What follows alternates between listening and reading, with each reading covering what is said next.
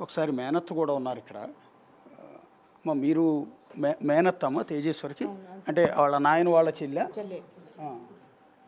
మీ దగ్గరే పెరిగాడా అతను తేజేశ్వరి? మీరు కూడా పెంచారా? పోతుంటాం వస్తుంటాం అన్నోళ్ళ ఇల్లు కదా సార్, ఆడపిల్లలు వస్తుంటాం పోతుంటాము. వచ్చిండు సార్, అతమ్మ నేను పెళ్లి చేసుకుంటా నా కొడుకు చెప్పిండు, అందరు చెప్పినాడు, నా కొడుకు చెప్పిండు అత్తమామ ఎక్కువనా ఆ పిల్ల ఎక్కువ అంటే, ఆ పిల్ల కోసం నేను చనిపోయినా పోతా బావా, నేను చనిపోతా అంటే, వద్దు నాన్న నీవు ఆ పిల్ల నిన్ను మంచి చూసుకున్నాను చెప్పే నీవు ఆ పిల్ల బతుకుతుంది, లేకుంటే ఆ పిల్లకి మేము ఏమన్నా చేయగలుగుతాం ఆ పిల్ల అంటే, లేదు అతను నా పిల్ల కొనుక చనిపోయినా పోతా నేను చనిపోతా అని అంటున్నాడు వాడు. ఎట్లా వాడు ఆ పిల్ల అంటే అంత ఇష్టపడుతున్నాడు సార్. వాడు ఎవరు మాట చెప్పలేడు, ఎవరు లేదు. నేను మా వదిన ఎక్కడన్నా తొలుకొని పోతామని రెట్టబట్టి గుంజుతుంటే కూడా వాడు వచ్చి వదిలేసేది నన్ను. మాధుని ఒక సైడ్ దొబ్బేది, నన్ను ఒక సైడ్ దొబ్బేది. నీకేమైందిరా ఇట్లా పోయిన పిల్ల ఎందుకు చేసుకుంటున్నావు, వద్దు తేజ వద్దు, నీకు మంచి పిల్ల వస్తుందిరా, మంచి భవిష్యత్తు ఉంటే కూడా అసలు మామూలు అక్కడ ఇక్కడ దొబ్బుతున్నాడు. ఇంకా వాడు నీ ఇట్లా చేస్తే ఎట్లా అని సార్. నేను మా వదిన వాడు మంగళవారం నాడు పోయిండు కదా, పిల్లగాడు ఎందుకు వేయలేదని మా వదిన నాతోనికి వచ్చింది, ఏడ్సని చెప్పనీకి వచ్చింది. రాని నీ అల్లుడు కనిపిస్తలే రాని అంటే, మేము ఆడోళ్ళకు ఉంటాయి కదా సార్, బాబునాయలను అడగాలనా అక్కడ అడగాలనా అని ఉంటుంది కదా, మేము ఒకతోని పోయినాం. పోతే ఉన్నాడు బాబు ఆపతలో ఉన్నాడు, ఇక్కడ సైడ్ పోయిండని చెప్పిండ్రు. మేము ఎక్కడ చేయాలని వాళ్ళు చెప్పిండ్రు, పూజలు చెప్పిండ్రు. నేను మా వదిన వాన పడుతుంటే కూడా పూజలు చేయనికపోతే ఆ పిల్ల స్నానం చేయలేదు సార్, అప్పిగా ఉంది, ఫోన్ మాట్లాడుకుంటూ తిరుగుతుంది. మేమేమి ఇక్కడ ఏడ్చుకుంటూ కూర్చున్నాం, పిల్ల కన్నీరు రాలేదు సార్. ఇంత ఇష్టపడి ఆ వల్ల ఇన్నావు కదా సార్, నా అల్లుడు ఏం చేసిండు దానికి పోయేది ఉంటే అప్పుడే ఓనుండే కదా, వాడిని తీసుకుపోయి అక్కడ అవసరం ఏమొచ్చింది, మేము నిన్ను పోతుందని వద్దనలేదు కదా మేము. మా అన్న పరిస్థితి చూసినావు కదా సార్, వాడిని వాడే సార్ ఈ ఇంటికి ఆధారము. ఇంత పరిస్థితి వాళ్ళిద్దరూ పిచ్చి అయిపోయిండ్రు, మా వదిన మా అన్న ఇట్లా చేసి పెట్టాలది. వాళ్ళని చూసుకొని ఎవరున్నారు ఇప్పుడు, వాళ్ళని మేము వద్దని నువ్వు చేసుకోపో, పెళ్ళి అయినప్పుడు నువ్వు లేచిపోయినా మేము సంతోషపడుతుండే కదా. మా ఓడు ఏం తప్పు చేసిండు అది కావాలా సార్, అడగాల సార్ దాన్ని. ప్రతి ఆడ మనిషి, నేను కూడా ఒక ఆడమ్మ కడుపులో పుట్టిన, నేను కూడా నాకు ఒక బిడ్డ, 2 కొడుకులు, నాకు కూడా పిల్లలు ఉన్నారు, నేను కూడా ఒక ఆడపిల్లనే. కానీ ఇంతకన్నా దారుణం చేయకూడదు సారు. అంత దారుణం చేసే అవసరం ఏమొచ్చింది? నువ్వు వదిలేకుంటే ఇసిపెట్టి వెళ్ళిపో, మేము సంతోషపడుతున్నాం కదా. నా అల్లుని పానం ఉంటుండే కదా, మేము ఇంత ఏంటికి చంపినాం, అంత రాజుని తీసుకుపోయి ఏంటికి చంపినావు అని కత్తికోకుండా చేస్తే అసలు పట్టుకునిక కూడా వాడి ముఖం చూడడానికి కూడా మాకు అవకాశం లేకపోయా. వచ్చినప్పుడు ఇంటికి వచ్చినప్పుడు అత్తమ్మ అది ఇది అని మాతో మాట్లాడతాడు. ఇప్పుడు మా అల్లుడు వచ్చి మాట్లాడతాడా? మా అన్న ఇంట్లో పడినాడు, మాల పరిస్థితి ఎట్లా? పిచ్చిది అయిపోయింది సార్, మాల ఉన్నవాడు ఇట్లా వెళ్ళిపోయి ఎట్లా చూసుకున్నాలే. ప్రతి ఆడు మనిషికి ఇట్లా చేసేతోళ్ళని ఉండని ఎవరు సార్, మీకు దండం పెడతాను ఆయన. నా అన్నకు కుటుంబమే ఆర్చి పెట్టేది. మా వాళ్ళు ఏం తప్పు చేసిండు సార్, దానికి ఏమన్నా నేను హింసించిరే, ఏం చేసిరే? నువ్వు పని చేయకుండా కూడా మా వదిన వంట చేసి పెట్టినా కూడా నీ వంట తినకుంటూ వంట. అమ్మ వచ్చి కొంట తినదు ఆ పిల్ల, బెట్టుండి తెప్పించుకొని తింటదంటే అట్లా కూడా ఉండనిలే కొత్త పిల్ల అని మేము చేసుకుంటూ వస్తుంది. ఇంతగానం నా అల్లుడు ఏం తప్పు చేసిండు దానికి చెప్పండి సార్, నిజం చెప్తున్నా సార్, మీ కాలు పట్టుకుంటానబ్బా. నా అల్లుడు ఏం తప్పు చేసేదానికి అంతగానో చూడు చంపిస్తే నీకు ఇష్టం ఉంటే వాంతో వెళ్ళిపోని ఉంటుంది.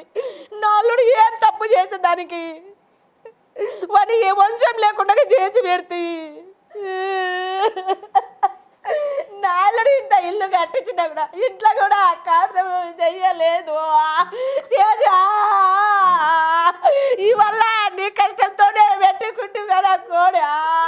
నా అల్లుడా నీళ్ళు కొట్టి అవి కొట్టి ఇల్లు కడితే తండ్రి, నా తండ్రి నీవు అయ్యే అనాథ శవము తేలిపోతే.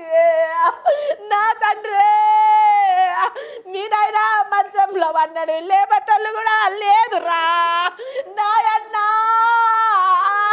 నా ఇంటికి ఇట్లా వచ్చా నా తండ్రి కుటుంబానికి.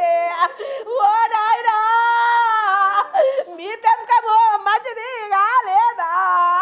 ఓ నాయనా నాయనా మీ కాలు పట్టుకుంటా దాన్ని ఊరి తీయాలి చూడు బిడ్డ, ఊరి తీయాలే, దాన్ని వదలకూడదు. మా వాళ్ళు పిచ్చోళ్ళు అయిపోయినారు.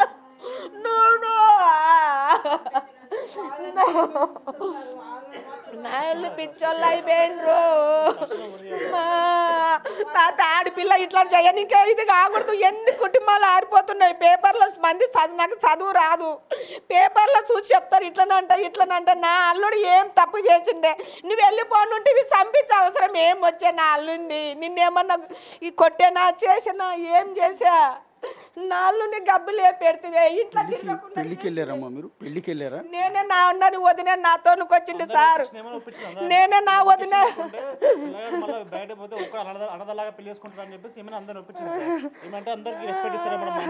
మీరు బావా? అదే మీరు బావ మరి మీరు బావా సార్ చనిపోయింది మా బావ సార్. అంటే మొత్తం మా ఇంట్లోనే పెరిగింది సార్. వాడు ఎక్కువ మా ఇంట్లో అన్నీ పెరిగినాయి అనమాట. పక్కల మా ఇల్లు కొంచెం ఇటు సైడ్ బ్యాక్ సైడ్ ఉంటుంది అనమాట. వాడు మా చిన్న నుంచి మేమంతా కలిసి ఒకటే బ్యాచ్ సార్ మాదంతా. సో వాడు ఎవరు అసలు గొడవ అంటే భయపడతారు సార్. వాడు దూరం ఉంటాడు సార్. ఏదైనా మామూలు పొలం పచ్చల్లో పోయినప్పుడు కూడా మామూలు సర్వీస్ చేస్తారు కదా సార్. అదే పక్కల గొడవ పడుతుంటే కూడా దూరం వచ్చి పడతారు సార్. మళ్ళీ అంతా క్లియర్ అయినా పిలిచండి వస్తా అని చెప్తున్నారు సార్. అట్లా ఆ రోజు పెళ్ళికి కూడా మీరే లీడ్ తీసుకుని మీరే దగ్గరుండి ఏర్పాట్లు చేసి వీళ్ళందరినీ ఒప్పించి తీసుకెళ్ళి ఒప్పించాం సార్. మళ్ళీ వాడు మాకు కూడా ఇష్టం లేదు సార్. మాకు మొత్తం ఎంక్వైరీ చేసాం సార్. కాకపోతే మళ్ళీ వాడు అన్నదలాగా పెళ్లి చేసుకుంటే ఎట్లా, మేము అంతమంది బలగం పెట్టుకొని ఇంతమంది బంధువులను పెట్టుకొని వాడు చేసుకుంటే ఎట్లా, మనం అంతా సపోర్ట్ చేసుకుంటే చేయకుండా ఎట్లా, మన వాడికి మనం చేయకుండా ఎట్లా సార్, మా రక్తం మనకి చేయకుండా ఎట్లా అని మా అమ్మని అందరిని ఒప్పించేసింది సార్. పెళ్లికి అందరిని ఒప్పించి అందరిని మోటివేట్ చేసి మా అత్తని మా మామని తొలగిపోయి దగ్గరుండి పెళ్లి చేసుకొని తలవారు వేసుకొచ్చాం సార్. మరి మేము ముందు ఫస్ట్ మేము పార్టిసిపేట్ చేయలేదు సార్ పెళ్ళిలో. లాస్ట్ మూమెంట్లో పోయి అక్షంతలు వేసి వచ్చినాం సార్. అట్లా మీరు చిన్నప్పటి నుంచి మేనత్త కదా మీరు, అన్న కొడుకు తేజ ఇద్దరు ట్విన్స్ ఇద్దరిని మీరు పెంచారమ్మా? అంటే మీ దగ్గరే పెరిగారా? అంటే సార్ చెల్లెలు అయితే పెంచింది, వాళ్ళని ఎత్తుకోవడానికి పోయింది. కానీ మా చిన్న చెల్లెలు పెంచింది కానీ వాళ్ళతోనే పెద్దగా చేసే వరకు ఆనే ఉంది అమ్మ. మా పెళ్ళిళ్ళు అయినా మా కాపురం మా ఇల్లు అయింది సార్. పోతుంటిమి మంచి దానిలోకి చెడ్డ దానిలోకి పోతుంటిమి. ఇద్దరు అన్నదమ్ములు బాగా కలిసిమెలిసి సార్. ఇద్దరు ఆలేసుకు వస్తుండ్రి. మైమ్నార్లో ఉండి చిన్నగా ఉన్నప్పుడు అన్న అక్కనే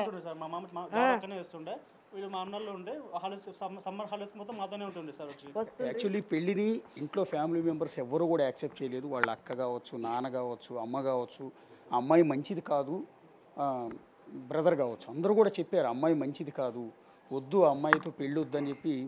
ఏకంగా తమ్ముడైతే ఇంట్లోంచి వెళ్ళిపోయాడు. కనీసం అలా అన్న తన తమ్ముడు మారతాడు అంటే సివియారిటీని అర్థం చేసుకుని కనీసం అమ్మాయిని వదిలేస్తాడేమో అనుకుంటే లేదు, అతను పట్టుబట్టి పెళ్లి చేసుకోవటం. అంటే ఆ విధంగా అమ్మాయి అతన్ని ట్రాప్లోకి దించింది. అతను కూడా తప్పట్టడానికి లేదు, ఎందుకంటే అతనికి కూడా ఐడియా వచ్చి ఉంటుంది. ఒకసారి అమ్మాయి వెళ్ళిపోయింది, పెళ్లి క్యాన్సిల్ చేసుకుంది, లేచిపోయింది అన్న విషయం కూడా తెలుసు అతనికి. తెలిసినా కూడా ఎందుకు మళ్ళీ పెళ్లి చేసుకున్నాడు అంటే అతని అమాయకత్వం అనాలా, మంచితనం అనాలా, లేకపోతే అమ్మాయి అతను ఆ విధంగా వల్లో వేసుకుంది, ట్రాప్ చేసింది అనేది చూడాల్సి ఉంటుంది. సో ఎంటైర్ ఫ్యామిలీ వెళ్ళలేదు, అతనే మొత్తం కంప్లీట్ అరేంజ్మెంట్స్ చేసుకున్నాడు గుళ్ళో పెళ్ళికి. సో అన్నీ చేసుకుని వెడ్డింగ్ కార్డ్స్ కూడా కొట్టించుకున్నాడు. ఒకసారి చూడండి, ఇది పెళ్లి శుభలేఖ. సో గంటావారి పెళ్లి పిలుపు, వెడ్డింగ్ కార్డ్స్ కూడా అతనే కొట్టించుకున్నాడు. అది కూడా అమ్మా నాన్న పేరు మీద. ఆహ్వానించి వారు శ్రీమతి శకుంతల, శ్రీమతి గంటా శకుంతల, శ్రీ గంటా జయరాములు అని ఇదే ఇంటి అడ్రస్తో, అంటే ప్లాట్ నెంబర్ 62A/1 రాజయ్య తోట, పాండురంగ స్వామి దేవాలయం దగ్గర గద్వాల అని సెల్ ఫోన్ నంబర్స్ ఇచ్చి తల్లి తండ్రి ఆహ్వానించినట్టుగా, జయరాముల తండ్రి శకుంతల తల్లి వాళ్ళు ఆహ్వానించినట్టుగా వాళ్ళ పేరు మీద అతను. ఓకే, ఇది బిఫోర్ వెడ్డింగ్ కార్డ్. ఇది రెండోసారి వెడ్డింగ్ కార్డ్ కొట్టించారు. ఓకే. యాక్చువల్లీ ఇక్కడ జరిగింది ఏంటంటే ఇది మొదటిసారి, అంటే ఫిబ్రవరిలో ఎంగేజ్మెంట్ అయింది. అప్పుడు పెద్దలందరూ అంగీకారం ఉంది, తల్లి తండ్రి అక్క తమ్ముడు అందరూ కూడా యాక్సెప్ట్ చేశారు. ఈ పెళ్లికి శుభలేఖలన్నీ కూడా కొట్టించారు. అంటే నేనే కొంత పొరపాటు పడ్డాను. సో మొన్న కొట్టించిన రెండోసారి మళ్ళీ ముహూర్తం పెట్టిన తర్వాత కొట్టించిన కార్డు అనుకున్నాను, కాదు ఇది వీళ్ళందరూ ఆమోదంతోనే అప్పుడు ప్రింట్ చేయించిన వెడ్డింగ్ కార్డు. అప్పుడు వాళ్ళందరూ కూడా అంగరంగ వైభవంగా కొడుకుని పెళ్లి చేయాలనుకున్నారు, తల్లి అత్త అందరూ కూడా. పెద్ద ఫంక్షన్ బుక్ చేసాం సార్, బాగా గ్రాండ్గా ఒక 1000 మందికి 1000 కార్డ్స్ బుక్ చేసాం సార్. 1000 కార్డ్స్ కూడా ఆల్మోస్ట్ సగం కార్డ్స్ పనిచేసాం సార్ అందరికి. లాస్ట్ మూమెంట్లో అమ్మాయి అందరూ అట్లా చెప్పి సడన్గా చెప్పకుండా వెళ్ళిపోయింది సార్. వీడు పోయి కార్డ్స్ పంచడానికి వెళ్ళాడు సార్ వాళ్ళ ఊరికి. అయితే అప్పుడు నాకు తెలిసింది సార్ అమ్మాయి ఇంట్లో లేదని చెప్పి తెలిసింది. వానుకున్న సమాచారం అంత ఫ్రెండ్స్ సర్కిల్ బట్టి వాడు తెలుసుకున్నాడు సార్, అమ్మాయి ఇంటికి నుంచి ఎవరితోనే ఇట్లా వెళ్ళిపోయింది అని చెప్పేసి తెలుసుకున్నాడు సార్. కాకపోతే అది వాడు వెడ్డింగ్ కార్డు పనిచేసాం, సగం వెడ్డింగ్ కార్డ్స్ పనిచేసాం సార్ ఆల్మోస్ట్ అన్నీ.